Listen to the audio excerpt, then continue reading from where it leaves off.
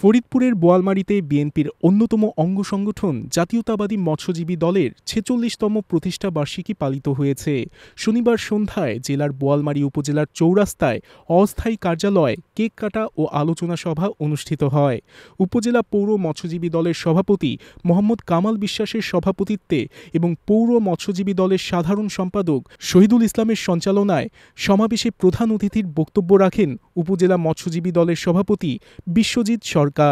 অনুষ্ঠানে প্রধান বক্তা হিসেবে বক্তব্য রাখেন বোয়ালমারী উপজেলার মৎস্যজীবী দলের সাধারণ সম্পাদক মোহাম্মদ বিল্লাহ হোসেন খান।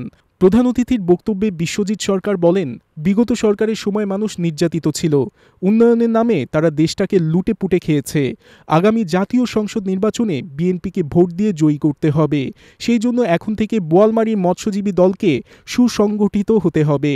প্রতিটি কর্মীর মাঝে বিএনপির চেতনা ধারণ করতে হবে। সমাবেশে বিশেষ অতিথি হিসেবে বক্তব্য রাখেন উপজেলা মৎস্যজীবী দলের সহসভাপতি জনাব এস.এম. লিয়াকত আলী ও বোয়ালমারী পৌর মৎস্যজীবী দলের সাংগঠনিক সম্পাদক মোহাম্মদ আব্দুর রহিম। এছাড়া উপস্থিত ছিলেন পৌর মৎস্যজীবী দলের সহসভাপতি মোহাম্মদ আসাদ মোল্লা, মোহাম্মদ চুন্নু খন্দকার, পৌর মৎস্যজীবী দলের সহসভাপতি, বোয়ালমারী ইউনিয়নের মৎস্যজীবী দলের আহ্বায়ক মোহাম্মদ ছায়ান ঠাকুর প্রমুখ।